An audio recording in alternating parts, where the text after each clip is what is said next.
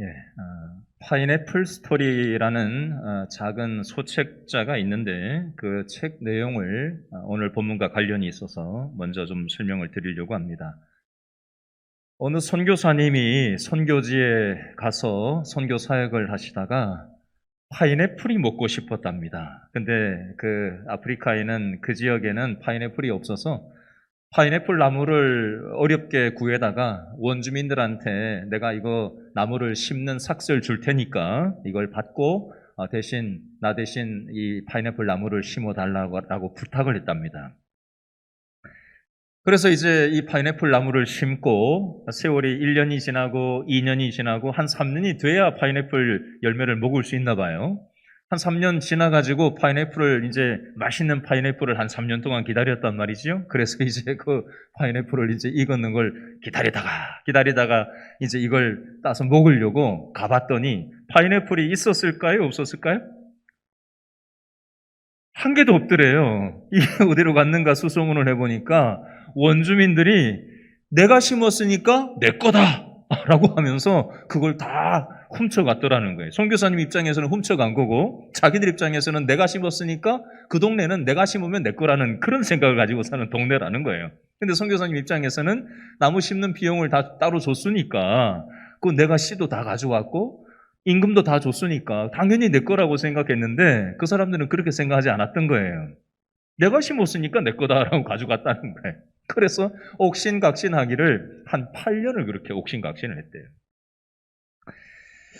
뭐 나중에는 독일산 셰퍼드도 갖다가 이렇게 못 훔쳐가게 이렇게 하기도 하고 그리고 그 파인애플 나무의 소유권을 내 거니까 이걸 차라리 그거 그냥 당신들이 그 뽑아다가 다른 데 가다가 심어라 얘기를 했더니 그럼 그 비용을 또 내놓으라고 그러더래요. 그런 법이 어딨냐고. 그렇게 옥신각신하다가 나중에 어떤 모임에 갔다가 하나님이 나를 선교사로 이 자리로 보내셨는데 내가 내 거냐 네 거냐 이 소유권을 얘기하면서 이 원주민들하고 이렇게 하는 게 하나님 뜻이 아니다라는 생각을 갖게 하시면서 내가 먹냐 못 먹냐 그거보다 이 파인애플 나무를 하나님 앞에 다 드려야 되겠다라고 생각하고 그렇게 회개 기도를 하고 하나님 앞에 파인애플 나무를 드리는 걸로 그렇게 선교사님이 그렇게 기도를 했대요. 그리고 나서도 여전히 이 원주민들은 파인애플 열매를 훔쳐가는 것을 멈추지 않았었는데 하루는 원주민들이 찾아와서 이 선교사님한테 이런 얘기를 하더래요. 이제야 당신이 그리스도인이 되셨군요. 라고 하면서 원주민들이 선교사님한테 이 얘기를 하더래요. 왜 그러냐 그랬더니 파인애플 나무를 당신 거라고 그렇게 우기면서 우리가 그걸 가져가니까 그렇게 화를 내고 못 가져가게 하고 그렇게 하더니 이제는 우리가 가져가도 당신이 아무 미동도 없이 그렇게 하는 걸 보니까 당신이 이제는 그리스도인이 된 게 맞는 것 같다라고 하면서 대화를 나누다가 선교사님이 왜 그렇게 달라졌는지를 얘기를 이렇게 했는 거예요. 파인애플 나무를 내 거라고 생각했는데 하나님의 거라고 내가 생각하고 하나님께 드렸다라고 했더니 원주민들이 깜짝 놀라더래요.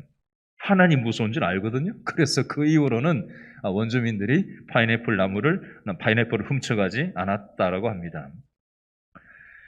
그 이후에 이 선교사님한테 어떤 일이 있었냐면 아들이 병에 걸려가지고 뭐 병원이 있겠어요? 무슨 약이 제대로 변변이 있었겠어요? 아무것도 아닌 질병도 사실 굉장히 아프리카 같은 데서는 어려워질 수도 있잖아요. 그렇죠? 그래서 죽을 고비에 그렇게 처하게 됐는데 이 선교사님이 기도를 했대요. 하나님, 이 아들이 내 아들이 아니라 하나님의 아들입니다. 죽든지 살든지 하나님 앞에 바칩니다. 라고 기도를 했대요.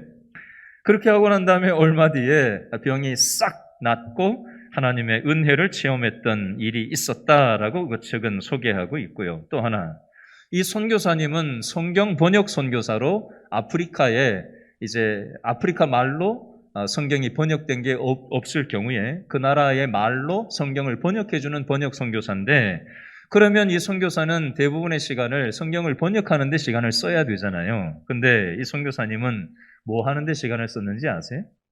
사람들이 뭐 고장났다고 들고 오면 그거 고쳐주고, 집에 이거 좀 손봐달라고 하면은 가서 또 수리해주고, 이렇게 하는데 시간을 보냈다는 거예요.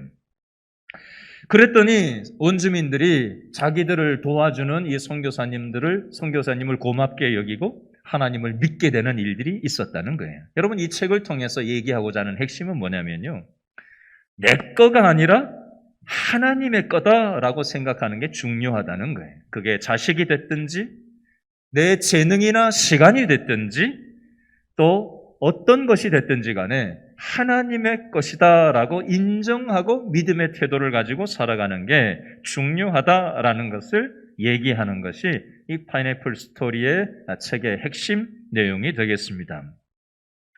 오늘 읽었던 창세기 22장, 아까 영상 보셨던 내용에 보면 아브라함은 25년 정도 만에 낳은 하나님이 약속하신 씨인 이삭을 낳고 나서 지금 한 10여 년 정도 세월이 이미 흘렀어요. 아브라함은 지금 어디에 마음이 푹 빠져 있었냐면 이 약속의 씨 이삭한테 마음이 온통 가 있었어요. 언제나 서나 이삭 생각만 하고 하나님께 집중돼야 될, 하나님 사랑해야 될 마음이 온통 이삭만 사랑하는 마음으로 뺏겨버리고 있었습니다. 하나님이 축복의 아들로 이 이삭을 주셨는데 이삭 축복받은 이삭만 좋아라 하고 축복을 주신 대상인 하나님을 잃어버리고 하나님에 대한 생각이 점점 더 흐려지고 있었습니다.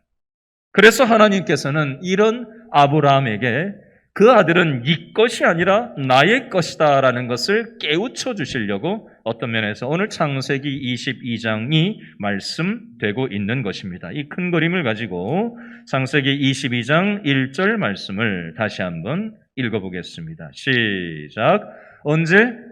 그 일 후에 하나님이 아브라함을 뭐 하셨다고요? 시험하시려고 그를 부르시되 아브라함아 하시니 그가 이르되 내가 여기 있나이다. 두 군데 다 동그라미를 해보시는데요. 첫 번째는 그 일 후에라는 시간에다가 동그라미를 해보시고 두 번째는 시험이라는 단어에다가 동그라미를 해보시고 이걸 좀 설명을 드리겠습니다. 자, 여기 나오는 그 일 후에라는 것은 어떤 일이 일어난 후를 얘기하는 걸까요? 바로 앞에 있는 창세기 21장 1절부터 7절에 어떤 일이 생겼죠? 약속의 씨 이삭이 아브람 나이 100살, 사라 나이 90살에 생리가 끊어진 일도 가능성이 없는 그런 아브람 가정 내외에게 하나님이 그렇게 약속하셨던 약속의 씨앗 이삭이 태어나고 3년 뒤에 졌을 때는 그런 큰 잔치가 벌어진 바로 그 내용이 창세기 21장 말씀에 있습니다. 그리고 나서 아브라함은 10여 년이 지금 대략 흘렀는데 그 세월 동안 축복을 주신 하나님에 대한 생각은 점점 더 흐려지고 축복인 그 약속의 씨 이삭의 온통 정신이 팔린 채 세월을 보내고 있는 바로 그 후에 오늘 이 말씀이 주어진다라고 생각을 하시면 되겠습니다. 두 번째 동그라미가 22장 1절 말씀의 둘째 줄에 있는데요. 하나님이 아브라함을 뭐 하시려고 부르셨다고 돼 있죠? 시험하시려고 부르셨다라고 되어져 있습니다. 하나님이 지금 아브라함에게 나타나신 목적은 시험이 목적인데, 자, 이 시험이라는 표현이 아까 찬송가 부를 때도 시험이라는 단어가 나왔지만 야고보 1장 13절 말씀에 보면 시험에 대해서 이렇게 표현하고 있습니다. 야고보 1장 13절 사람이 시험을 받을 때에 내가 하나님께 시험을 받는다 하지 말지니 하나님은 아무도 시험하지 아니하시느니라. 잘 생각해 보세요. 하나님은 아무도 시험한다 안 한다? 시험하지 않으신다라고 분명히 야고보서 1장 13절에는 되어 있어요. 근데 지금 창세기 22장 1절에는 하나님이 아브라함을 뭐 하고 계신다고요? 시험하신다고 돼 있어요. 창세기에는 하나님이 아브라함을 지금 시험하시면서 야고보 1장 13절에는 하나님이 사람을 아무라도 시험하지 않는다? 뭐 성경이 뭐가 앞뒤가 안 맞네? 이게 무슨 소린가 싶잖아요. 그죠? 한글 성경만 보면 시험, 창세기 22장 1절도 시험이고 야고보 1장 13절도 시험이니까 똑같은 의미일 거다라고 우리가 착각을 하는데 영어 성경만 갖다 놓고 봐도 이게 완전히 다른 개념이에요. 자, 야고보서 1장 13절에 나오는 시험이라는 표현은 tempt라고 되어 있는 유혹이라는 의미가 되겠습니다. 그리고 창세기 21장 1절에 나오는 시험은 테스트라는 표현이 되겠습니다. 이게 무슨 차이가 있는지가 굉장히 중요한데 설명을 좀 보충을 하겠습니다. 야고보 1장 13절에 나오는 이 유혹이라는 뜻의 시험은 어떤 의미에서 사용되는 거냐면요. 여러분, 하나님이 우리가 신앙생활하는데 유혹을 하시는 하나님이신가요? 아니잖아요. 그러면 우리가 신앙생활 하는데 유혹을 하는 게 누구예요? 사단이 유혹을 하잖아요. 우리 믿음생활 하는 걸 유혹을 하잖아요. 그죠? 자, 창세기 보면 아담과 하와가 사단에 의해서 시험, 유혹을 받았어요. 그렇죠? 어떻게 유혹을 받았죠? 이 선악과를 먹으면 너도 하나님처럼 눈이 밝아지고 하나님과 같은 존재가 된다. 이것 선악과를 먹어라 라고 유혹을 합니다. 시험을 합니다. 사단이. 그랬더니 아담과 하와가 가만히 보니까 이 선악과가 먹음직도 하고 보암직도 하거든요. 그 말이 그럴듯하거든요.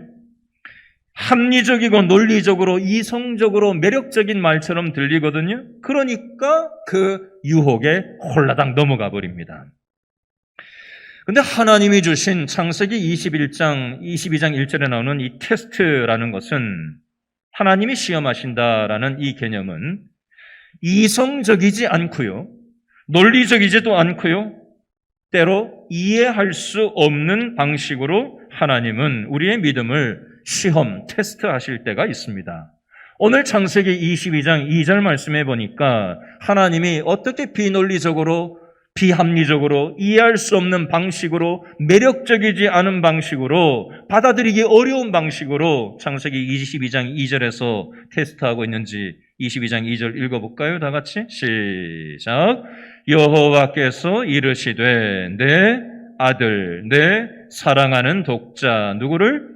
이삭을 데리고 모리아 땅으로 가서 내가 내게 일러준 한 산 거기서 그를 뭐로 드리라? 번제로 드리라. 제가 지난주 유튜브 영상에서 양을 번제로 해서 잡는 장면을, 번제 제사를 드리는 실제 상황을 유튜브 영상으로 찾아서 일부러 좀 봤어요.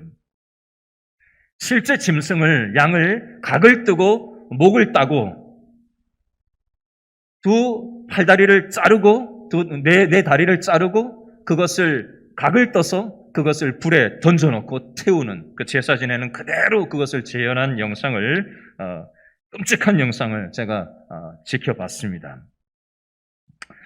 그 당시 구약시대 이 몰렉이라는 이 신을 그 당시 이 지중해 메소포타미아 지역, 중동 지역에는 몰렉이라는 신을 우상 숭배를 했는데 거기에는 청동으로 된 그런 어떤 우상 모양 몰렉 신에다가 불을 떼요, 불을. 그리고 어린아이를 거기다가 찔러서 죽여가지고 그 불구덩이에 집어넣습니다. 그러면 아이가 떨어지면서, 불구덩이 떨어지면서 비명을 지르는 소리가 날 거 아니에요?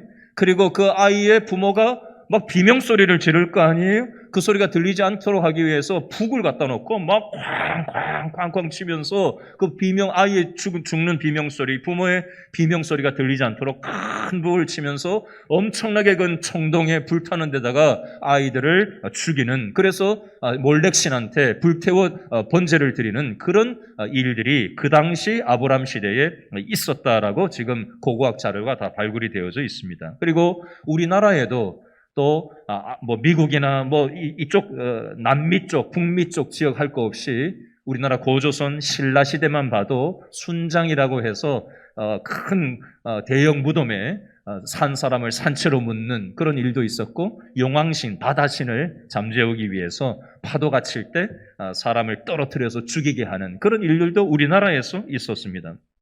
어쨌든 그 당시 고대 사회에서의 어떤 이 번제를 드린다라는 개념은 아브라함이 생각할 때 양을 불태워서 죽이는 번제처럼 그걸 하나님이 원하시는 거라고 처음에는 그렇게 받아들였습니다. 그래서 아브라함이 아까 영상에서 보셨지만 막 절규하면서 울잖아요. 번제로 드리라고요? 라고 하면서 막 엉엉 우는 아브라함의 모습을 아까 영상에서 보셨습니다. 여러분, 아브라함이 이 이삭을 얼마나 애지중지했는지 창세기 22장 2절에서는 이삭을 하나님이 드리라고 하지 않고 수식어가 두 개나 앞에 붙어 있어요. 22장 2절에 뭐라고 돼 있어요? 이삭 앞에 내 아들, 내 사랑하는 독자 이삭을 번제로 드리라고 말씀하고 있습니다. 여러분, 아브라함은 이 얘기를 듣고 어떤 생각이 들었을까요? 하나님이 약속의 씨 이삭을 주신다고 그렇게 얘기를 하셔서 일도 가능성이 없는 사라의 몸에서 이 극적으로 기적적으로 하나님의 은혜로 이삭을 낳게 하셨는데, 너의 아들 내가 준 아들을 나한테 다시 바치라 라는 이 하나님의 말씀을 듣고 아브라함이 처음에는 내가 믿는 하나님이 이런 잔인한 하나님인가?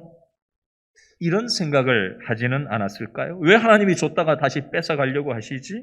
이런 생각이 들지 않았을까요? 하나님이 주셨을 때 얼마나 창세기 21장에 아브라함이 감사하고 너무 감격하면서 받았는데 다시 이 이삭을 달라고 했을 때 아브라함의 마음이 어땠을지 한번 생각을 해보면 좋겠어요. 여러분, 근데 여기에서 우리가 놓치지 말아야 될 것이 하나 있습니다. 아브라함의 이 문제의 뿌리가 어디에 있었을까요? 내 아들, 내 사랑하는 독자 이삭이라는 말에 힌트가 있어요. 아브라함은 하나님께 가야 될 사랑이 온통 이삭에게 뺏기고 있었습니다. 이 귀한 아들을 사랑하는 것 그 자체는 문제가 없어요. 그런데 하나님께 드려야 될 사랑, 축복을 주신 하나님에 대해서 점점 희미해지고 하나님이 주신 축복에 대해서만 매몰되어 있는 아브라함의 신앙의 모습에 대해서 불순물이 끼어져 있는 이 아브라함의 신앙의 모습을 하나님은 테스트하시고 연단하셔서 다시 하나님만 사랑하는 그런 아브라함으로 세워주기를 원하시고 계셨다라는 사실입니다. 어떤 선교사님 아들 이야기입니다. 선교사님들은 돈을 버는 사람들이 아니잖아요, 그렇죠? 그러니까 후원을 통해서 선교사님들은 자식 교육을 시키고 그렇게 하죠. 근데 미국에서 또 교육을 받은 이 선교사님 아들이 좋은 직장에 또 취업을 하고 자기가 개인 사업을 나와서 새벽 예배, 새벽 제단을 쌓으면서 또 함께하는 사람들과 함께 날마다 새벽 예배를 하면서 또 하나님이 기뻐하시는 그런 기업을 이루려고 그렇게 기도하면서 사업을 일궜다고 합니다. 그리고 유명한 기업이 되었고 상장 기업이 되어서 아주 유명하게 또 아주 성공한 그런 사업이 되었다고 합니다. 함께했던 모든 중역들도 백만장자가 다들 될 만큼 하나님으로부터 엄청난 축복을 받는 기업으로 성장을 했다고 합니다. 처음에는 감격하고 기뻐하고 감사하고 하나님 중심으로 시작을 했는데 이게 자리가 잡히고 어느 정도 성장 궤도를 넘어가고 이제는 탄탄하게 누가 뭐라 그래도 잘 나가는 그게 되니까 하나님을 의존하는 마음이 흐려지게 된 거예요. 이게 바로 아브라함에게 주셨던 이삭. 처음에는 그렇게 감격했는데 10여 년이 지나면서 아브라함 마음속에 하나님께 가야 될 사랑이 이삭에게만 매몰되어 있는 것처럼 이 선교사님 아들도 사업을 처음에 할 때는 하나님이 주신 축복을 감격하고 새벽제단 쌓으면서 함께하는 사람들과 하나님이 기뻐하시는 기업을 세웠지만 시간이 지나면서 그렇게 하나님에 대한 사랑이 흐려져만 갔다라는 것입니다. 여러분, 이 이치가 저와 여러분에게도 마찬가지일 수 있습니다. 우리는 신앙생활을 하다 보면 이건 하나님이 주신 거다. 너무 감사하다. 눈물을 흘리고 하나님의 기적적인 이런저런 경험들을 통해서 감사하고 감격하고 눈물 콧물 쏟으면서 그렇게 하나님의 은혜를 우리가 절절히 경험했던 적들이 있을 겁니다. 그러나 세월이 지나고 또 그 어려웠던 어떤 부분이 해결된 채 안정적으로 자리를 잡고 나면 언제 그랬냐는 듯이 하나님께서 베풀어 주신 은혜는 흐려지고 하나님께 마땅히 가야 될 우선순위와 사랑이 놓쳐진 채 이미 내가 소유하고 있는 여러 가지 것들이 나를 안정적으로 만들어주는 그 버팀목들이 하나님보다 더 소중하게 여겨지고 이거 없으면 안 된다라고 하는 어떤 그런 마음으로 떡하니 자리 잡고 있다면 하나님께서는 아브라함의 아들 이삭을 너무 마음이 많이 가 있으니까 오늘 본문에서 테스트하시는 것처럼 어떤 면에서 저와 여러분의 삶 가운데 이거 없으면 못 산다라고 하는 하나님보다도 소중하게 생각하고 있는 어떤 부분을 하나님은 테스트하시고 다시 하나님께로 돌아가기를 하나님은 원하신다라는 사실입니다. 여러분, 오늘 아까 보셨던 영상에서는 하나님께서 밤에 아브라함한테 이삭을 번제로 바치라는 얘기를 듣고 조금 울다가 금방 화면이 전환돼서 아침에 이제 아브라함이 두 종을 데리고 이삭을 데리고 이제 모리아 산으로 3일 길을 100km를 이제 가는 장면이 대번 나왔는데요. 아브라함이 밤새 잠을 한 잠이라도 잘 수 있었을까요? 아마 한숨도 잘 수 없었을 겁니다. 아마 뜬 눈으로 밤을 지새웠을 거라고 저는 생각됩니다. 하나님, 제가 나이가 이제 들어가지고 이 청력에 좀 뭔가 문제가 생겨서 내가 잘못 들은 건가요? 뭐 별의별 생각이 다 들지 않았겠어요? 아브라함 마음속에? 왜 하나님이 주셔놓고 도로 뺏어가시냐고 뭐 별의별 얘기를 하면서 소리를 지르고 하나님 앞에 얘기도 해보고 뭐 그렇게 하면서 밤새지 않았겠나 싶어요. 근데 창세기 22장 2절 말씀을 가만히 보면 눈에 띄는 단어가 하나 나와요. 그게 뭐냐면 하나님이 아브라함에게 이삭을 데리고 내가 내게 일러준 산으로 가라라고 하시는 장면이 나와요. 여러분, 이 패턴은 창세기 12장 1절부터 4절에 나오는 말씀과 비슷한 느낌이 있어요. 하나님은 갈대아 우르에 살고 있던 아브라함에게 처음 나타나셔서 뭐라고 말씀하셨죠? 너희 친처 본토 아비 집을 떠나 내가 내게 지시할 땅으로 가라라고 말씀하셨잖아요. 그리고 수많은 인생의 구비구비 상황 속에 하나님이 기적적으로 아브라함의 삶 가운데 나타나셔서 위기를 넘기게 해주시고 하나님께서 함께 해주시는 이런저런 은혜를 체험했던 적이 있었고 그 약속의 씨 이삭을 25년 만에 낳고 난 다음에 아브라함이 천 마음을 잃어버리고 하나님 사랑을 잃어버린 채 살아가고 있었단 말이죠. 그래서 하나님이 다시 나타나셔서 모리아 산으로 내가 지시한 땅으로 가라. 여기에서 떠나서 또 너가 밀착되어 있는 이거 없으면 못 산다고 하는 너의 이삭, 이 아들 독자로부터 떠나는 분리하는 작업을 통해서 내가 약속한 그 땅을 향해서 갈 것을 하나님께서 말씀하시면서 그 인생의 고비고비마다 함께했던 그 하나님께서 일깨워 주시고 다시 하나님의 사랑을 생각해 볼 것을 말씀하시는 장면이 밤새도록 아브라함과 하나님과의 관계 안에서 계속해서 아브라함은 밤새도록 그 고민을 했을 거라고 생각됩니다. 그리고 나서 4절 말씀에 보면 3절에 아침에 일찍이 일어나 두 종과 이삭을 데리고 번제에 쓸 나무를 쪼개어 가지고 떠나갔다라고 되어져 있습니다. 유명한 설교자 스펄전 목사님은 이 번제에 쓸 나무를 쪼개고 있는 아브라함의 마음이 어땠을까를 이렇게 표현을 하더라고요. 아들을 불태워서 죽일 그 나무를 도끼로 쪼개있을 거 아니에요. 그죠? 나무가 쩍쩍 갈라지면서 쪼개질 때 아브라함 마음은 그 장작개비가 쪼개져 나가는 것처럼 아브라함 마음도 쪼개져 나갔을 거다. 아들을 불태워서 제사 지내러 가야 되는 그걸 나무를 준비하고 쪼개고 있는 아브라함 마음은 더 쪼개졌을 거다. 이렇게 설명을 하더라고요. 그리고 나서 4절 말씀해 보니까 3일 동안 북쪽으로 있는 예루살렘에 있는 모리아 산으로 3일 길을 이동하는 장면이 나옵니다.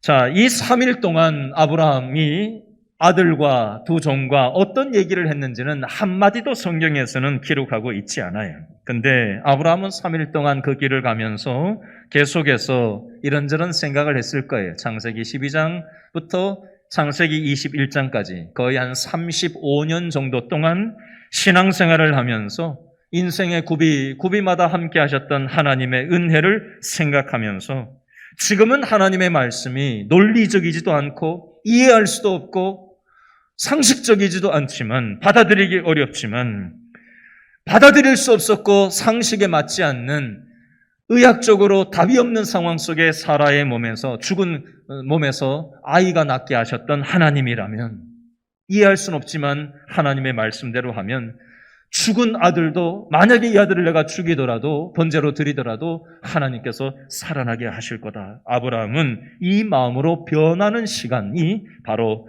밤에 있었고 3일 동안 그 모리아 산으로 가면서 있었을 것으로 보여집니다. 이 표현을 히브리서 11장 17절로 19절 말씀에는 이렇게 설명을 하고 있습니다. 히브리서 11장 17절로 19절을 제가 읽어드리겠습니다. 아브라함은 시험을 받을 때에 믿음으로 이삭을 드렸으니 그는 약속을 받은 자로 돼 그 외아들을 드렸느니라. 그에게 이미 말씀하시기를 내 자손이라 칭할 자는 이삭으로 말미암으리라 하셨으니 그가 하나님이 능히 이삭을 죽은 자 가운데서 다시 살리실 줄로 생각한지라. 비유컨대 그를 죽은 자 가운데서 다시 받은 것이니라. 아멘. 아브라함의 마음속에는 이 이삭이 죽더라도 하나님이 죽은 자 가운데서라도 다시 살려줄 거다. 죽은 태에서 이삭을 주셨다면 이 아이가 죽어도 반드시 살아. 어떤 방식이 될지는 내가 상상을 할 수 없지만 상상할 수 없는 방법이 내 삶 가운데 이렇게 저렇게 경험되었던 것처럼 지금 이것에 대해서도 하나님이 어떻게 일하실지 나는 전혀 답이 없지만 하나님이 일하실 거다라는 믿음으로 아브라함이 이 믿음의 순종을 지금 하고 있더라는 것입니다. 아브라함은 이 믿음의 마음을 자기 두 종을 산 밑에 남겨놓고 이제 이삭만 데리고 산에 올라가면서 창세기 22장 6절에 뭐라고 얘기를 하고 22장 5절에 보니까 뭐라고 얘기를 하죠? 아이와 함께 저기 가서 예배하고 우리가 너희에게로 돌아오리라. 아들 이삭을 번제로 바치고 나면 이삭은 없잖아요. 그러면 아브라함 혼자 내려온다고 얘기해야 되는데 아브라함은 예배드리고 번제드리고 우리가 이삭과 함께 우리가 다시 종 너희들한테로 산에서 내려올 거다라고 부활 신앙을 가진 이 아브라함이 믿음의 고백을 하고 있는 모습이 나와 있습니다. 여러분, 모리아 산에서의 아브라함은 모리아 산에서 하나님은 아브라함의 신앙도 이렇게 연단시키는 그런 시간을 가지셨지만 아들 이삭의 믿음도 연단시키는 시간을 갖게 하셨어요. 아까 영상 보셨죠? 이삭이 나이가 영상에서는 되게 어린 소년으로 나와 있는데 학자들은 적어도 10대 중반 후반에서부터 많게는 20대, 30대까지도 이삭의 나이를 보고 있습니다. 근거가 창세기 22장 5절에 보니까 이 번제에 쓸 사람을 짐승을 태워서 완전히 불에 태워서 제사를 지낼 정도의 양이라면 엄청난 나무를 짊어지고 800m짜리 예루살렘 모리아 산을 올라가야만 되는 체력이 있어야 됐어요. 이삭을 짐을 지워서 올라갔다고 돼 있잖아요. 그걸 근거로 해서 학자들은 그렇게 설명을 합니다.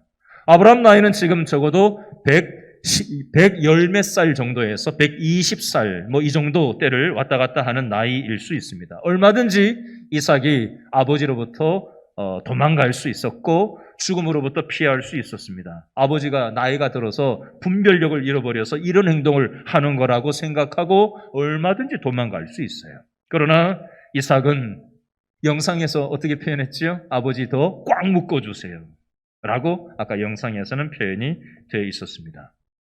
이 경험을 통해서 아브라함도 믿음이 연단되었지만 아들 이삭도 약속의 씨앗으로 복의 통로로 쓰임받기 위해서는 이삭도 믿음의 경험이 있어야 되잖아요. 아버지 아브라함도 믿음도 새롭게 하시고 아들 이삭의 믿음도 새롭게 하시는 하나님의 역사를 여기서 볼 수가 있습니다.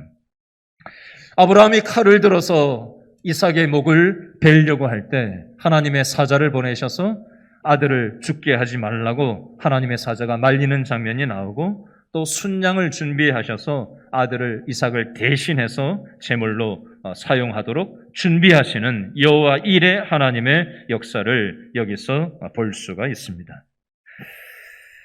여러분, 하나님께서는 저와 여러분에게도 축복을 많이 주셨어요. 어떤 사람에게는 돈을 주신 분도 있고요, 건강의 축복을 주신 분도 있고요, 또 자손의 축복을 주신 분도 있고요, 이런저런 재능을 우리에게 축복을 주신 것도 있어요. 처음에는 이게 너무 감사하면서 받았는데 어느덧 세월이 지나면서 내 힘으로 된 것처럼 착각하고 하나님의 은혜는 어디로 갔는지 없어져 버리고 이것에 내 관심과 사랑이 온통 뺏겨져 있지는 않는지 돌아볼 수 있었으면 좋겠습니다. 여러분, 오늘 말씀을 정리하면서 이런 예를 하나 드리고 오늘 말씀을 마무리하려고 합니다. 페이버라는 책이 있는데 기회가 되면 한번 읽어보세요. 한국말로 하면 은혜라는 제목인데요. 미국의 건축 설계 회사 대표를 하는 팀 하스라는 건축 설계 회사의 대표인데요. 이분이 목사님의 아들인데 이제 미국으로 이민을 가게 된 거죠.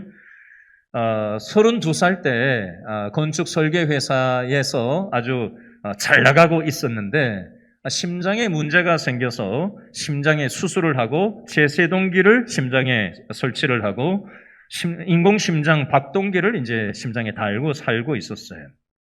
그렇게 하다가 자기 개인 사업을 나와서 또 열심히 회사가 잘 나가고 있을 때인데 고속도로를 달리고 있는데 심장에 무리가 와서 갓길에 세워놓고 이제 어려움에 처하게 됐어요. 쓰러지고 난 다음에 병원에 실려오고 심장을 이제는 또다시 이식받지 않으면은 살 수 없는, 죽을 수밖에 없는 그런 상황인데 자기 심장을 대신할 수 있는, 이식할 수 있는 심장이 나타나지를 않는 거예요. 한 달이 지나도, 두 달이 지나도, 세 달, 네 달, 5달이 지나가는데도 자신의 심장을 대신할 수 있는 심장이 나타나지를 않는 거예요. 그래서 얼마나 갈급하겠어요? 절박하겠어요? 성경을 읽기 시작했어요. 한글 성경도 읽고 영어 성경도 읽고 말씀과 아주 그냥 씨름을 하다가 보니까 눈에 확 들어오는 말씀이 있었는데 하나님 사랑과 이웃 사랑이라는 이 말씀을 확 다가오게 하셨대요. 그러면서 아차, 내 인생이 내 거라고 생각하면서 내가 잘못 살았구나라는 걸 하나님이 깨닫게 하시고 내가 이 세상에 살아야 될 이유는 내 자신의 인생을 내 거라고만 생각하고 나만을 위해서 살도록 하나님이 살려놓으신 게 아니고 하나님 사랑과 이웃 사랑을 실천하면서 살아가도록 부르셨다, 살려놓으셨다라는 생각을 딱 머무는 순간 회개 기도를 하고 나니까 하나님이 그렇게 기쁨을 주실 수가 없더라는 거예요. 그렇게 하고 난 다음에 불과 얼마 뒤에 그렇게 기다려도 안 나타나던 심장 이식할 수 있는 그런 사람이 자기 심장하고 딱 맞는 사람이 나타났다는 소식을 바로 얼마 뒤에 듣게 됩니다. 그리고 나서 그 소식을 전하러 온 의사가 당신 이제 심장이 나타났다. 이제 수술을 바로 하자라고 얘기를 하고 있는데 옆방에 어떤 여자가 실려왔는데 자기보다 더 응급 환자가 왔다는 거예요.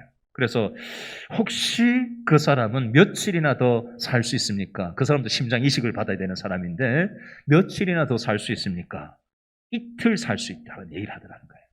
근데 심장 이식이 매번 나타나는 게 아니잖아요. 자기도 지금 5개월 기다렸다가 지금 나타난 거였는데 이틀밖에 못 살면 그 사람은 죽는다는 얘기예요. 근데 그러면 나는 얼마나 더 살 수 있습니까? 지금 안 하면 일주일에서 한 달 정도 살 수 있을 겁니다 라고 얘기했대요. 그러면 어지간하면 자기가 그 심장 기다렸고 예약이 먼저 돼 있으니까 먼저 받아야 당연한 거 아니에요? 누가 뭐라 할 사람 없잖아요. 근데 하나님이 계속해서 이분 마음속에 그 심장 이식 네가 먼저 하려고 그렇게 기다렸던 거 그 이웃에게 먼저 할 수 있도록 해라. 이 마음을 주시더라는 거예요. 이 말도 안 되는 얘기를, 이 논리적이지 않은 비상식적인 얘기를 순종을 하고 하나님 주시는 마음에 따라 그 이웃, 그 여인에게 그렇게 하게 했다는 거예요. 병원 의사도 난리가 나고 병원에 있는 모든 직원이 난리가 나고 다 뒤집어지고 난리가 났죠. 어떻게 그렇게 할 수 있느냐. 그리고 나서 놀라운 기적이 하나 생겼는데, 자기 담당 의사가 유대인인데, 유대교 회당에는 나가지 않는 유대인, 명목상의 유대인인데 아주 냉철하고 논리적이고 합리적이고 그런 사람인데, 그 사람이 자기한테 이런 얘기를 하더래요. 나는 하나님한테 평생 한 번도 기도해 본 적이 없는 사람이다. 근데 당신한테 와야 될 심장을 그 여인한테 먼저 양보하는 모습을 보고 충격을 받았다. 그리고 내가 하나님 앞에 처음으로 평생 기도를 하게 됐다. 당신을 살려달라고 내가 기도하고 있다. 이 얘기를 유대인 의사, 논리적인 의사, 합리적인 의사가 자기한테 하더라는 거예요. 그리고 병원 분위기가 완전히 바뀌었다는 거예요. 굉장히 예민하잖아요. 긴급 환자들이기 때문에. 병동이 예민하고 간호사들도 예민하고 다 환자들도 예민하고 무슨 일만 있으면 막 서로 싸우고 이런 분위기였는데, 이 사람의 그렇게 하는 모습을 보면서 병원 분위기 자체가 완전히 바뀌었다는 거예요. 하나님께서 이분을 통해서 또 얼마나 놀라운 일들을 하는지를 이 페이버라는 책에서 소개를 하고 있습니다. 기회가 되시면 꼭 보시면 여러분한테 많은 도움이 될 것입니다. 여러분, 저와 여러분에게 하나님은 이런저런 축복을 주셨습니다. 축복 주신 하나님을 우리는 바라보지 않고 축복받은 것을 더 많이 움켜쥐고 내 거라고 생각하면서 혹시 하나님의 복의 통로로 살아가지 못하고 우리가 그렇게 살아가고 있지는 않는지 오늘 아브라함의 이 사건을 보면서 돌아봤으면 좋겠고요. 하나님께서는 이 테스트를 우리에게도 하고 계시고 이 테스트를 통해서 우리를 복의 통로로 아름답게 들어 쓰기를 원하신다는 사실을 기억하시고 하나님 앞에 순종하는 저와 여러분 될 수 있기를 바랍니다. 기도하겠습니다.